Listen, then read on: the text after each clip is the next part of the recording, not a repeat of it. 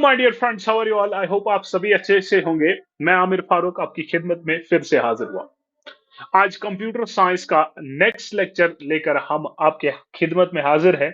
इस लेक्चर में हम देखेंगे बेसिक कंप्यूटर ऑर्गेनाइजेशन, या जिनको हम बेसिक कंपोनेंट्स ऑफ कंप्यूटर भी कहते हैं। ये बड़ा इंपॉर्टेंट टॉपिक है, आपके सिलेबस में लाई करता है, इससे एग्जाम में क्वेश्चन बन सकता है और बहुत बार एग्जाम में इसके रिलेटेड क्वेश्चन पूछे गए भी हैं। हम उन क्वेश्चंस को भी डिस्कस करेंगे। आप कंसेप्ट सीखिए, इसके रिलेटेड जो भी कंसेप्ट है, जो भी क्वेश्चंस आपको पूछे जाएंगे वो आप आराम से करोगे। ठीक है, बिना टाइम वेस्ट करते हुए हम अपना काम स्टार्ट करते हैं।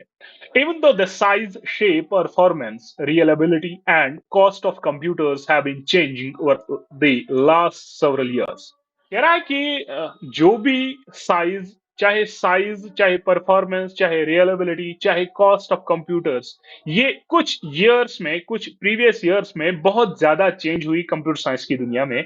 लेकिन जो बेसिक लॉजिकल स्ट्रक्चर है कंप्यूटर साइंस का, जो किस पे बेस्ड है? स्टोर्ड प्रोग्राम कंसेप्ट पे, as proposed by John von Neumann. बहुत ही इंपॉर्टेंट पॉइंट है कि अगर आपको पूछा गया कि बेसिक आर्किटेक्चर कंप्यूटर किसने दिया, तो आप बोलोगे जॉन वॉन न्यूमैन। ठीक है, इसको फादर ऑफ कंप्यूटर आर्किटेक्चर भी कहते हैं। इस कहते हैं कि अगर इसमें बहुत सारी चेंजेस आई भी, लेकिन जो बेसिक लॉजिकल स्ट्रक्चर जो प्रपोज किया था, जो बनाया था जॉन वॉन न्यूमन ने, उस कह रहा है कि वो स्ट्रक्चर वही है, वो चेंज नहीं हुआ। हालांकि उसके रिलेटेड परफॉर्मेंस, स्पीड, साइज वो चेंज हुआ, लेकिन जो बेसिक आर्किटेक्चर है वो वही है जो जॉन वॉन न्यूमन ने प्रपोज किया था। ठीक है, no matter what the shape, size of the computer we are talking about, all computer systems perform following 5 basic function। चाहे कंप्यूटर्स का साइज कौन सा भी हो, चाहे शेप कौन सी भी हो, उसमें कंप्यूटर में 5 बेसिक फंक्शंस जो है परफॉर्म किए जाते हैं in order to convert input data into the meaningful information. क्योंकि कंप्यूटर का काम ही है एक इनपुट रॉ डेटा को कन्वर्ट करना, किसमें? मीनिंगफुल इंफॉर्मेशन में, सो दैट जो यूजर को जरूरत पड़े। ठीक है, इस कन्वर्जन के लिए जो 5 बेसिक फंक्शंस हर एक कंप्यूटर इस्तेमाल करता है वो है, नंबर फर्स्ट है इनपुटिंग, नंबर सेकंड है स्टोरिंग, फिर है प्रोसेसिंग, फिर है आउटपुटिंग, फिर है कंट्रोलिंग। ये सीक्वेंस आपको डायरेक्टली एग्जाम में पूछी जा सकती है। बताइए, जो टोटल प्रोसेसिंग, जो टोटल कंसेप्ट्स, जो टोटल स्टेप्स लगते हैं इनपुट डेटा को आउटपुट में कन्वर्ट करने के लिए, उसमें कौन कौन सी फंक्शन जो है परफॉर्म, कौन कौन सी फंक्शंस इस्तेमाल होती हैं, तो वहां पर आपको डिफरेंट सीक्वेंस दी गई है। आपको सीक्वेंस के अकॉर्डिंग जवाब देना होगा। ठीक है, तो यहां पर अगर हम देखेंगे इनपुटिंग क्या, it is the process of entering data and instructions into computer system. Computer system को डेटा देना, एंटर करवाना इनपुटिंग का काम कहता है, इनपुटिंग कहलाता है।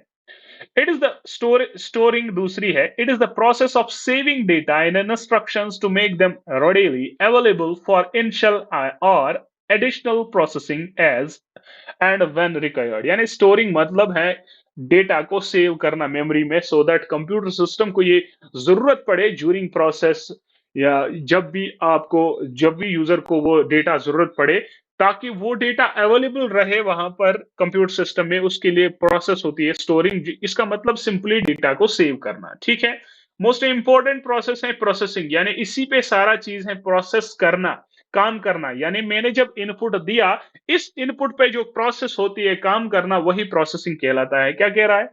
परफॉर्मिंग अर्थमेटिक ऑपरेशंस, यानी प्रोसेसिंग में क्या होता है? अर्थमेटिक ऑपरेशन, जैसे ऐड, सब्ट्रैक्ट, डिवीजन, मल्टीप्लिकेशन वगैरह।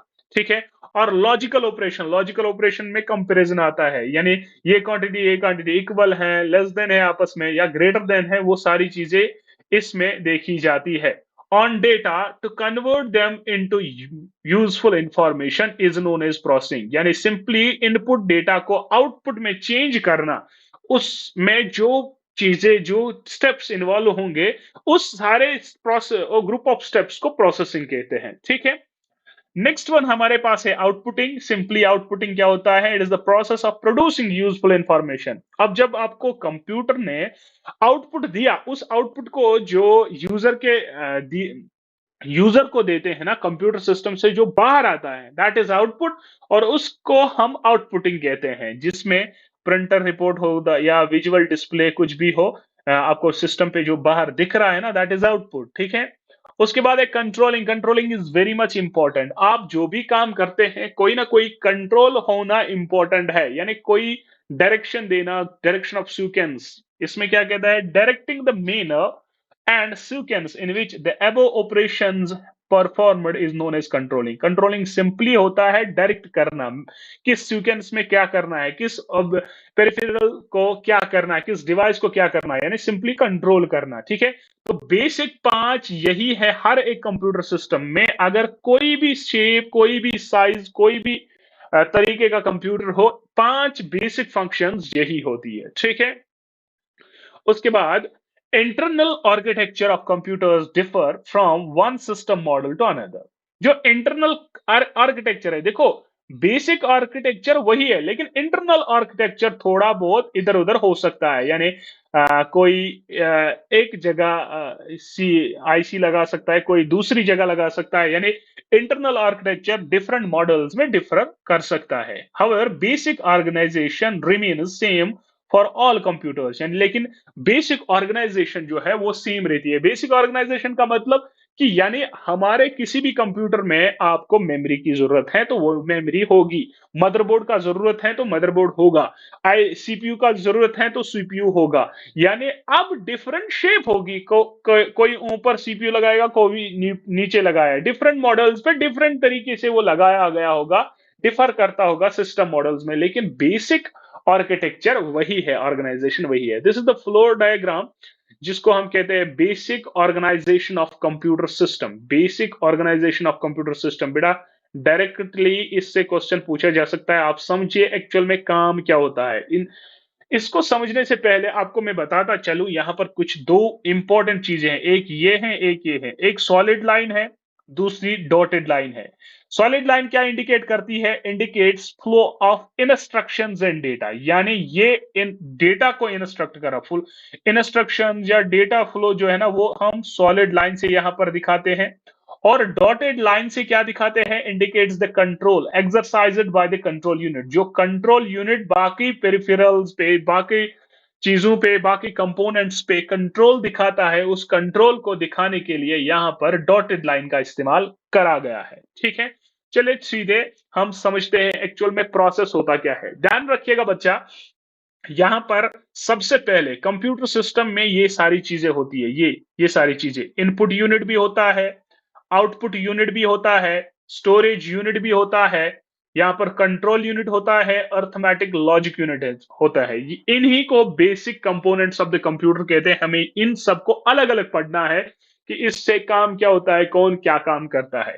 पहले सबसे पहले एक ओवरव्यू समझते हैं कि आपका डेटा किस तरीके से प्रोसेस होता है। सबसे पहले देखिए, यहां पर हमारे पास अनप्रोसेस्ड डेटा हो या रॉ डेटा कहेंगे, या प्रोग्राम, या सिंपली डेटा कहेंगे, जो हम इनपुट के लिए देंगे उसको हम रॉ डेटा कहते हैं बच्चा, या अनप्रोसेस्ड डेटा कहते हैं, या सिंपल डेटा कहते हैं, ठीक है। जब डेटा गया, ये सबसे पहले इनपुट डिवाइसेस की मदद से इनपुटिंग करेगा, यानी इनपुट डेटा हम देंगे। मैं कीबोर्ड पे कुछ टाइप करता हूं, यानी कंप्यूटर सिस्टम को कुछ देता हूं, लेकिन वो कीबोर्ड के जरिए देता हूं। This is called the inputting. इस प्रोसेस को मैं इनपुटिंग कहता हूं। इस इनपुट डेटा को करने के लिए, डेटा एंटर करने के लिए मुझे कुछ डिवाइसेस चाहिए, उनको हम इनपुट डिवाइसेस कहते हैं। और बाद में जब ये डेटा यहां पर आएगा बच्चा, इनपुट डिवाइसेस से ये यहां पर जाएगा कंप्यूटर सिस्टम पे, वहां पर ये सबसे पहले स्टोरेज में जाएगा। बेटा कहां पर जाएगा, स्टोरेज। स्टोरेज में डिफरेंट चीजें हैं आपके पास, सेकेंडरी स्टोरेज भी हो सकती है, प्राइमरी स्टोरेज भी हो सकती है। इनको डिफाइन हम मेमोरी में करेंगे अच्छी तरह, लेकिन याद रखिएगा primary memory is called the main memory of the computer, जो आपको प्रोसेसिंग के लिए इस्तेमाल करी जाती है। यानी ज्यूरिंग प्रोसेस कुछ मेमोरी आपको रिक्वायर्ड होती है, आपको इंटरमीडिएट प्रोसेस को रखने के लिए, वहां पर हम मेन मेमोरी का इस्तेमाल करते हैं। डायरेक्टली क्वेश्चन पूछा जा सकता है, बताइए प्रोसेसिंग के दो टाइम पे आप कौन सी मेमोरी का इस्तेमाल करते हैं, तो वहां पर हम मेन मेमोरी या प्राइमरी मेमोरी का इस्तेमाल करते हैं, ठीक है। सबसे पहले डेटा जो है मेमोरी में जाएगा, और यहाँ पर ध्यान से समझ लीजिएगा, जब ये मेमोरी में जाएगा ना तो सबसे पहले एक कन्वर्जन होगा, क्योंकि मैं देता हूं human readable form. Once input मैंने दिया, ये ह्यूमन रीडेबल फॉर्म होगी। तो जब मैंने इनपुट यूनिट को दिया, इनपुट यूनिट इसको कन्वर्जन करेगा, और वो कन्वर्जन जो करेगा उसको हम कहते हैं इनपुट इंटरफेस। इनपुट इंटरफेस, यही इनपुट इंटरफेस जो है ना, ये कन्वर्जन में हेल्प करता है। यानी जो आपके ह्यूमन रीडेबल फॉर्म है, इसको ये बाइनरी में कन्वर्ट करेगा, यानी जीरोज और वंस के फॉर्म में। तो ये जीरोज एंड वंस फॉर्म जो है ना, ये आपके मेमोरी में जाएगी। ठीक है, मेमोरी से वो प्रोसेसिंग के लिए जाएगा सीपीयू में। कंट्रोल यूनिट के हेल्प से कंट्रोल यूनिट उस पर कंट्रोल करेगा कि आपको कहाँ जाना है, कैसे जाना है। कोऑर्डिनेट जो करता है ना, वो कंट्रोल यूनिट करता है। For ALU, arithmetic and logic operations अगर होगी तो वो एएलयू परफॉर्म करेगा, और एएलयू आपको जो है आउटपुट देगा। आउटपुट देने के बाद कंट्रोल यूनिट उसको फिर से इंडिकेट करेगा, फिर से कंट्रोल करके आपको वापस मेमोरी में भेजेगा। तो मेमोरी में आपका रिजल्ट आएगा, और रिजल्ट जो है ना, वो भी फर्दर ही 01 के फॉर्म में होगा। वो अभी भी कंप्यूटर लैंग्वेज के ही फॉर्म में होगा। और उसके बाद जब वो आउटपुट के लिए बाहर जाएगा, तो यहां पर होता है आउटपुट इंटरफेस। आउटपुट इंटरफेस, बेटा आउटपुट इंटरफेस क्या करता है, वो आउटपुट इंटरफेस क्या करता है, इस जीरो कंप्यूटर लैंग्वेज की जो फॉर्म है, जीरोज एंड वंस यानी बाइनरी लैंग्वेज, वो उसको कन्वर्ट करता है ह्यूमन रीडेबल फॉर्म में। तो ह्यूमन रीडेबल फॉर्म में जब आउटपुट यूनिट करेगा, तो फिर बाद में आउटपुट डिवाइसेस के थ्रू आपका आउटपुट बाहर निकलेगा, और जो वो बाहर निकलेगा वो एक परफेक्ट पर्टिकुलर रिजल्ट होगा, जिसको हम इंफॉर्मेशन कहते हैं। आई होप ये आपको समझ आया होगा। तो डायरेक्टली मैं आपको कहूंगा कि प्रोसेस कैसे होती है। तो सबसे पहले मैं आपको बताना चाहूंगा कि जब आप इनपुट दोगे, वो ह्यूमन रीडेबल फॉर्म होगी। उसके बाद वो ह्यूमन रीडेबल फॉर्म जो है ना, इनपुट डिवाइसेस के थ्रू जो है अंदर जाएगी, और अंदर जाने के बाद वो सबसे पहले स्टोरेज यूनिट में जाएगा।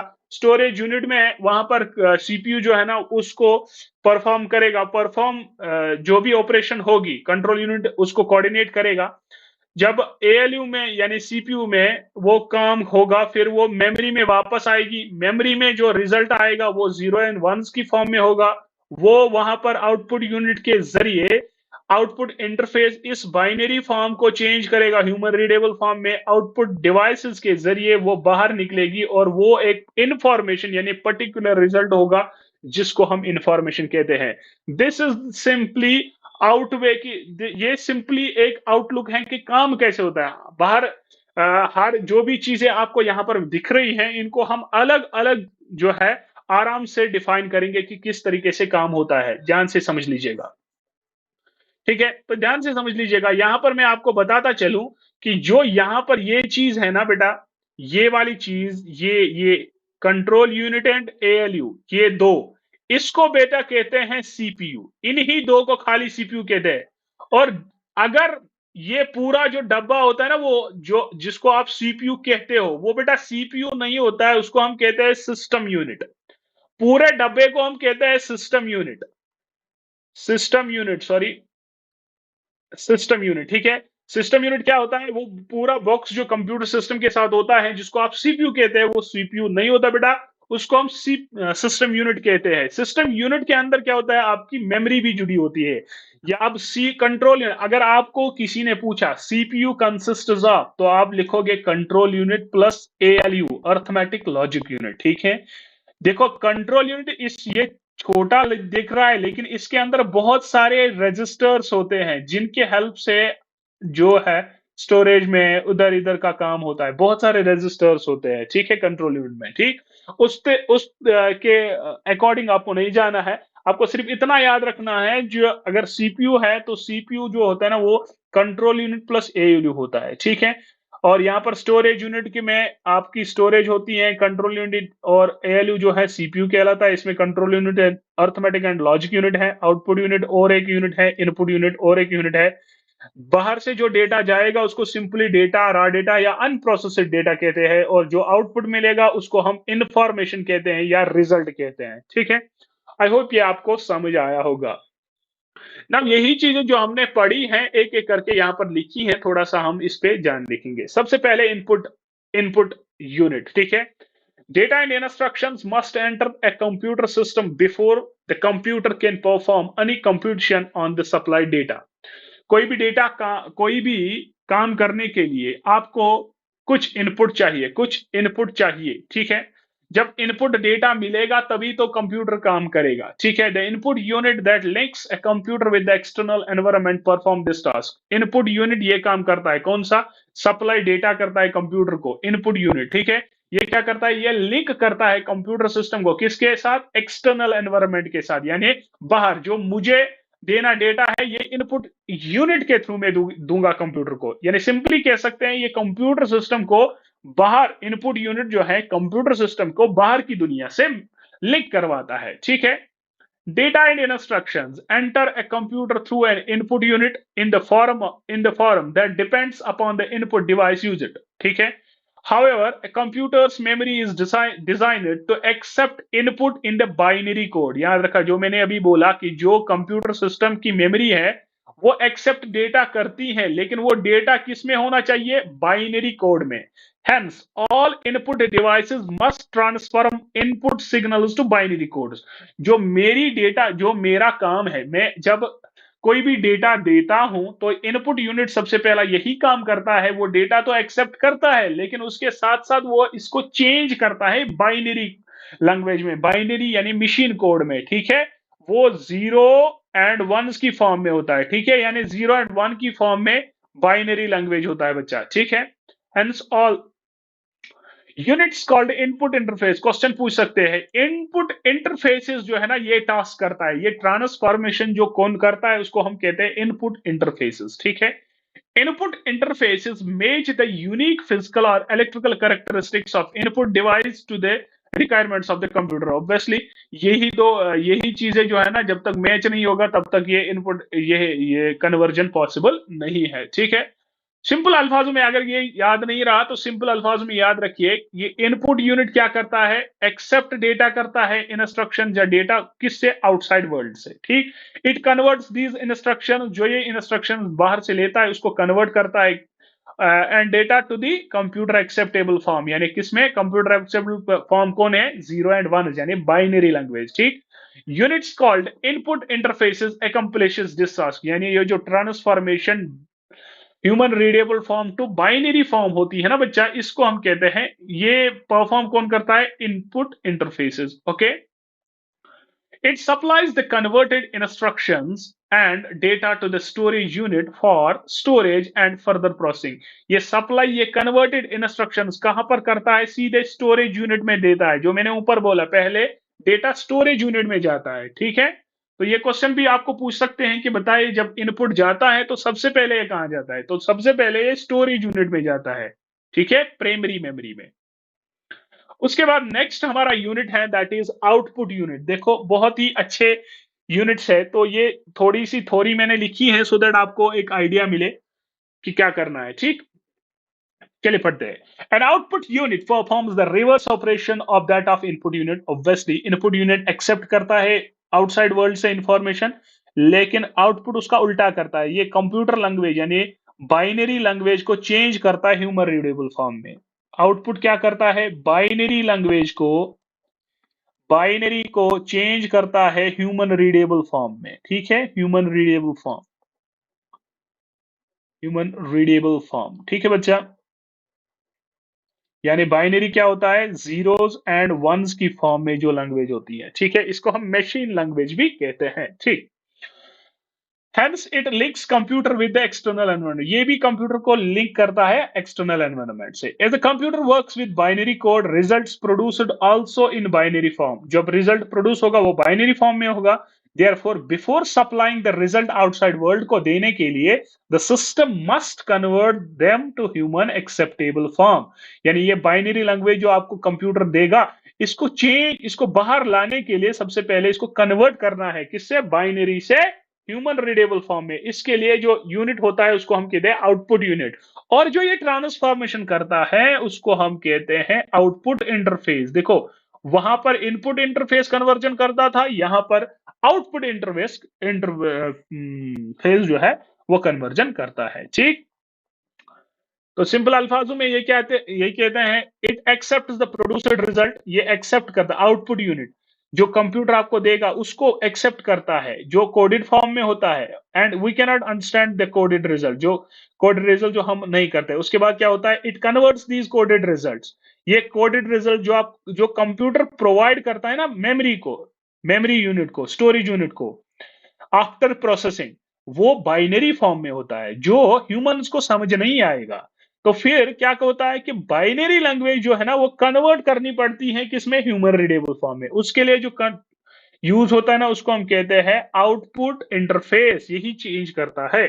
It supplies the convert result to the outside world, उसके बाद सप्लाई करता है आउटसाइड वर्ल्ड को। समझ आ रहा है? तो यहां पर मैं समझाऊंगा अच्छे से। देखो, अगर मैं आपको बताऊं, मान लीजिए ये इनपुट है, ठीक, इनपुट डेटा आया, लेकिन ये इनपुट डेटा क्या है, ये ह्यूमन रीडेबल फॉर्म है। मैं अगर देता हूं ह्यूमन रीडेबल फॉर्म, ठीक, सबसे पहले मुझे ये कंप्यूटर को देनी है, तो यहां पर कंप्यूटर को देने के लिए मेरे पास इनपुट यूनिट होता है, ठीक है।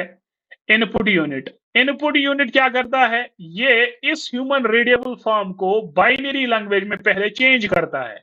बाइनरी लैंग्वेज में क्यों चेंज करता है, क्योंकि कंप्यूटर ह्यूमन रीडेबल फॉर्म नहीं समझता है, वो क्या समझता है, बाइनरी फॉर्म।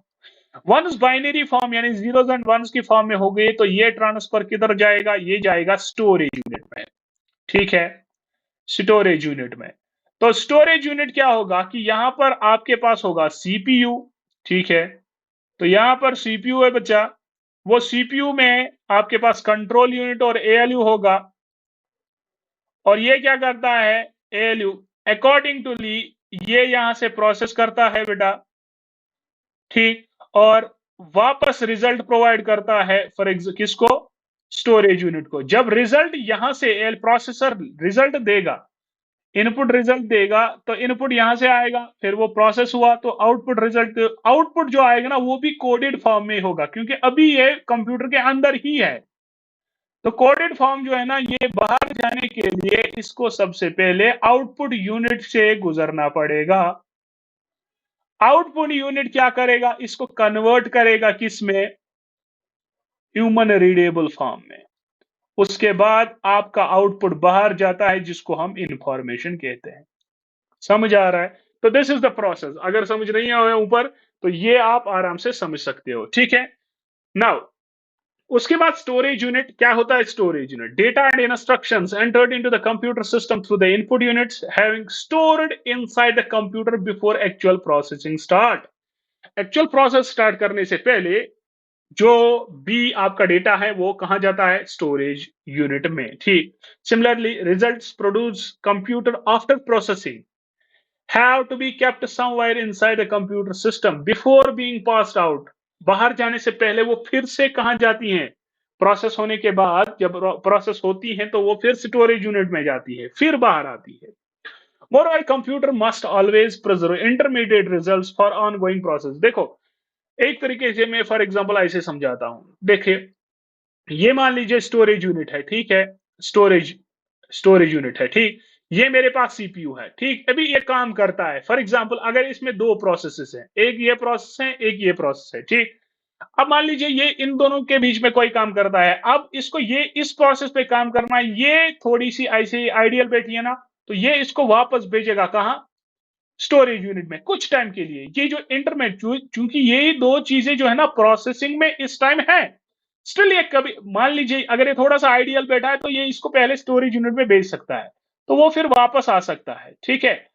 ठीक है, फिर जब जरूरत पड़ेगी तो वापस लाएगा, अगर नहीं पड़ी तो वापस जाएगा, अगर जरूरत पड़ी तो वापस जाएगा, यानी बैक एंड फोर्थ जो है ना प्रोसेस यहां पर चल सकती है। समझ आ रहा है?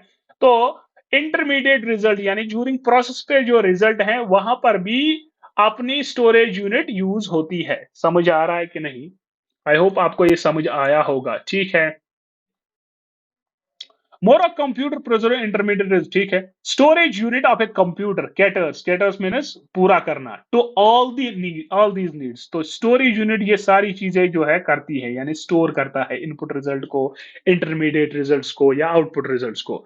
It provide space, provide space करता है किसको, स्टोरेज यूनिट प्रोवाइड स्पेस करता है किस किस को, डेटा को, इंस्ट्रक्शंस को, यानी स्टोरिंग डेटा, ठीक है, इंटरमीडिएट रिजल्ट्स को या रिजल्ट्स फॉर आउटपुट, इन सभी को ये क्या करता है, स्पेस प्रोवाइड करता है। ठीक, in short storage unit holds ये इन शॉर्ट सिंपल अल्फाजों में स्टोरेज यूनिट होल्ड करता है। क्या क्या करता है? सबसे पहला, the data and instructions required for processing, processing के लिए जो डेटा चाहिए यानी इनपुट, ठीक है, इनपुट से जो रिसीव होगा उसको हम कहते हैं डेटा एंड इंस्ट्रक्शंस। ठीक, वो स्टोर करता है। इंटरमीडिएट रिजल्ट, प्रोसेस के दरमियान अगर कुछ चीजें स्टोर करनी होगी तो उसके लिए स्टोरेज यूनिट है। या फाइनल रिजल्ट्स ऑफ प्रोसेसिंग, जो आउटपुट के लिए बाहर जाना पड़ेगा वहां पर भी हमारी स्टोरेज यूनिट जरूरत पड़ती है, तो उस चीज को भी स्टोर करती है। Storage units of all computers is computers of following two types, दो ही टाइप्स होते हैं, एक प्राइमरी एक storage secondary. Primary memory is, इसको हम मेन मेमोरी कहते हैं, सेकेंडरी को हम ऑक्सिलरी मेमोरी कहती है। जो काम प्राइमरी मेमोरी से नहीं होता है वो काम फुलफिल सेकेंडरी स्टोरेज करती है। ठीक है, ये मेमोरी में हम बहुत अच्छे से पढ़ेंगे, मेमोरी जब हमने पढ़नी है, ये हमने थोड़े से कंपोनेंट्स पढ़ने हैं। ठीक है, उसके बाद अर्थमेटिक एंड लॉजिक यूनिट, हमारा सीपीयू जो बनता है ना वो दो ही चीजों से बनता है, control unit and arithmetic and logic unit. बेटा, कंट्रोल यूनिट में बहुत सारे रजिस्टर्स होते हैं, ठीक है, तो इतना ही सीपीयू होता है, वो पूरा डब्बा जो है ना उसको हम कहते हैं सिस्टम यूनिट। ठीक, ये देखो, जब डेटा स्टोरेज यूनिट में होता है ना तो क्या करता है, तो सबसे पहले ये ट्रांसफर किया जाता है कहां पर, एएलयू में जब जरूरत पड़े। ठीक है, ALU does the processing, processing कौन करता है, ALU. And the computer temporarily transferred the intermediate results generated there back to primary storage until needed later। ठीक है, यानी सिंपल अल्फाज में ये कहता है कि जब स्टोरेज यूनिट में डेटा इनपुट आता है उसके बाद वो एएलयू में जाता है। उसके बाद अगर ड्यूरिंग प्रोसेस उसको जरूरत स्टोरेज पड़ी तो वो वापस उसको लाता है, फिर वापस स्टोरेज से प्रोसेसिंग के लिए लाता है। ये कई बार भी चल सकता है, ठीक है, लेकिन ये मिली सेकंड्स का काम है, हमें दिखेगा नहीं। ठीक है, तो हम कहेंगे तो बैक एंड फोर्थ बहुत सारे टाइम्स हमारी प्रोसेस जो है डेटा का होता है। ठीक है, तो हम कहेंगे हैंस डेटा में move back and fourth several times between primary, किस किस में, प्राइमरी स्टोरेज एंड एएलयू में। एएलयू में और प्राइमरी स्टोरेज में, देखो ये अगर मेन मेमोरी है, ये एएलयू है, एएलयू को जरूरत पड़ी ये यहाँ पर डेटा को स्टोर कर सकता है, फिर वापस ला सकता है, फिर से वापस देता है स्टोरेज को, फिर वापस ला सकता है। यानी ये प्रोसेस जो है ना सेवरल टाइम्स चल सकती है back and fourth during process. ठीक है, यानी आपको सिंपली अल्फाज में याद रखना है, एएलयू ही आपका जॉब परफॉर्म करता है। ठीक है, before processing the job is over. ठीक, ये एएलयू करता है। वो एएलयू क्या दो चीजें करता है, एक एडिशन सब्ट्रैक्शन डिवीजन वगैरह मल्टीप्लिकेशन करता है अर्थमेटिक ऑपरेशंस, और दूसरा कंपेरिजन। ठीक है, तो ये दो चीजें एएलयू करता है। उसके बाद control unit, simply control unit control करता है, कोऑर्डिनेट करता है। How does an input device of a computer know that it is the time to feed the data of the storage unit? कैसे इनपुट डिवाइस जानता है कि अब मुझे अपना डेटा जो है ना किसको देना है, स्टोरेज यूनिट को। हाउ डज एएलयू नो, कब कैसे एएलयू जानता है, what should he be done, उसको क्या करना है विद द डेटा, डेटा के साथ, वंस इट रिसीव्स देम, अगर ये जब ये रिसीव करेगा। ठीक है, moreover how it is that the computer sends only the results for the output to the output device, not an intermediate. ये कैसे एक आउटपुट यूनिट, ये कैसे मतलब कंप्यूटर जानता है मुझे कौन सा रिजल्ट बाहर भेजना है, जो इंटरमीडिएट रिजल्ट है ये नहीं भेजना है, मुझे एक पर्टिकुलर इंफॉर्मेटिव रिजल्ट बाहर जाना, ये सारी चीजें जो है ये कैसे पॉसिबल है बेटा, ये कंट्रोल यूनिट्स की वजह से पॉसिबल है। यानी सिंपल अल्फाजों में ये कह सकते हैं कंट्रोल यूनिट जो है ना ये पूरा जो काम है ना उसको कोऑर्डिनेट करता है। ठीक है, a computer control unit does not perform any actual processing, ये कंट्रोल यूनिट एक्चुअल प्रोसेसिंग नहीं करता है, प्रोसेसिंग एएलयू करता है। कंट्रोल यूनिट क्या करता है, ये एक सेंट्रल नर्वस सिस्टम का ये काम करता है, एक्ट करता है as a central nervous system, जिस तरीके से ह्यूमन बॉडी में सेंट्रल नर्वस सिस्टम कोऑर्डिनेशन करता है, कोऑर्डिनेट पूरी चीजें जो है मैनेज करता है, उसी तरीके से सेंट्रल नर्वस सिस्टम यानी कंट्रोल यूनिट, जिसको हम सेंट्रल नर्वस सिस्टम भी कहते हैं, कंट्रोल यूनिट पूरे कंप्यूटर में यही काम करता है, यानी पूरी मैनेजमेंट करता है, कोऑर्डिनेट करता है। ठीक है, किनको? कंपोनेंट्स ऑफ द कंप्यूटर को। It manage and coordinates the operations of all other component. जो भी काम मैनेज करना है, कोऑर्डिनेट करना है, वो कंट्रोल यूनिट करता है। ये प्रोसेसिंग नहीं करता है, प्रोसेसिंग एएलयू करता है। It obtains instructions from program stored in the main memory, interprets the instructions and issues signals causing other units of the system to execute them. यानी जो भी प्रोसेस करना है ना, उसके लिए जो भी इंस्ट्रक्शंस आपको प्रोवाइड करता है ना, वो कंट्रोल यूनिट करता है। इसको हम सेंट्रल नर्वस सिस्टम भी कहते हैं। ठीक है। उसके बाद है सीपीयू। देखो, सीपीयू में दो चीजें होती है, एक तो होती है कंट्रोल यूनिट और दूसरा है अर्थमेटिक लॉजिक यूनिट, जो हमने पढ़ा। ऑफ ए कंप्यूटर सिस्टम और together known as central processing unit. इन दोनों को हम टुगेदर कहते हैं सेंट्रल प्रोसेसिंग यूनिट, और इस चीज को हम कहते हैं ब्रेन ऑफ द कंप्यूटर। किसको? सीपीयू को। यानी इन दोनों को मिलाकर जो बनेगा उसको हम कहते हैं ब्रेन ऑफ द कंप्यूटर। ये चिप जैसी होती है। In a human body, the brain takes all major decisions and other parts of the body functions as directed by the brain. जैसे हमारे ब्रेन हमारी डिसीजन, कोई भी डिसीजन हमें लेना हो तो हमारा ब्रेन काम आता है। ठीक है। सिमिलरली इन कंप्यूटर सिस्टम, इसी तरीके से कंप्यूटर सिस्टम में सीपीयू ये सारी चीजें करता है। Major calculation, comparisons and all activities and controls the operations of other units of the computer system। जिस तरीके से ब्रेन हमारे बॉडी पे सारा काम करता है, उसी तरीके से सीपीयू कंप्यूटर सिस्टम पे सारी चीजें करते हैं। चाहे कंपैरिजन करना हो, एडिशन करना, कोई भी प्रोसेस करना हो, कंट्रोल करना हो, कोऑर्डिनेट करना, ये सीपीयू सारा काम करता है। ठीक है। तो ये हमारे कुछ कंपोनेंट्स थे, इंपॉर्टेंट बेसिक कंपोनेंट्स, या जिनको हम बेसिक कैरेक्टरिस्टिक्स में आते हैं, ये चीजें, ये यूनिट्स। उसके साथ साथ सिस्टम का कंसेप्ट आप समझिए, ये थोड़ा सा पूछ सकते हैं। A system is a group of integrated parts having common purpose, achieving some objectives. Hence, a system has following three characters. It has more than one element, as its elements are related logically. All its elements are controlled in a manner to achieve the system goals. यानी simply क्या होता है? System एक integrated parts होते हैं, बहुत सारी combination होती है उन पार्ट्स की जिनका एक ही मकसद हो, एक कॉमन पर्पस हो। ठीक है। इसमें बहुत सारे एलिमेंट्स होते हैं, लेकिन जो ये भी एलिमेंट्स होंगे या जो कंपोनेंट्स होंगे ना, ये रिलेटेड लॉजिकली होती है। जैसे मैं कंप्यूटर सिस्टम में रखता हूँ, सीपीयू रखता हूँ, ये एक सिस्टम यूनिट रखता हूँ, मॉनिटर रखता हूँ, कीबोर्ड रखता हूँ, माउस रखता हूँ, स्पीकर्स रखता हूँ, लेकिन साथ में डस्टबिन रखूंगा, चलेगा? नहीं चलेगा, क्योंकि डस्टबिन इनके साथ लॉजिकली रिलेटेड नहीं है। डस्टबिन का अलग काम है, इस कंप्यूटर सिस्टम का अलग काम। तो डस्टबिन जो पार्ट है ना, वो इस सिस्टम के कॉन्सेप्ट्स में नहीं आएगा। सिस्टम इंटीग्रेटेड पार्ट्स, यानी जो भी कंप्यूटर सिस्टम होता है, जो भी सिस्टम होता है ना, उसमें बहुत सारे पार्ट्स कंबाइन होते हैं, लेकिन जो ये पार्ट्स होते हैं ना, ये लॉजिकली रिलेटेड होते हैं, जिनका एक ही गोल होता है, जिनका एक ही मकसद होता है। ठीक है। तो इसी बेस पे हम कह सकते हैं कंप्यूटर को एक सिस्टम कह सकते हैं। क्यों? Since a computer has integrated component, जिसमें इनपुट यूनिट होता है, आउटपुट यूनिट होता है, स्टोरेज यूनिट होता है, सीपीयू होता है, which work together to perform the steps called for an executing program। ये जो स्टेप्स ये करते हैं ना, उनको हम कहते हैं एग्जीक्यूट। यानी ये सारे स्टेप्स क्या क्या करते हैं? प्रोग्राम को एग्जीक्यूट करने के लिए। ठीक है।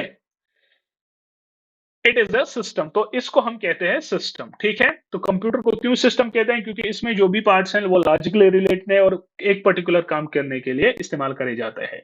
Input and output units can not function until they receive signals from the CPU.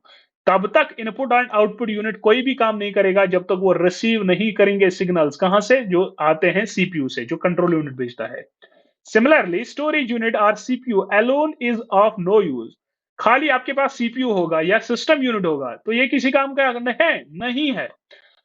Usefulness of each unit depends on other units and realizable only when we integrate all units of the form। देखो, computer तभी काम आएगा जब सारी चीजें होंगी। मेरे पास सिर्फ मॉनिटर है, ये किसी काम का है? नहीं है। जब तक मेरे पास सिस्टम यूनिट है, किसी काम का नहीं है? नहीं है।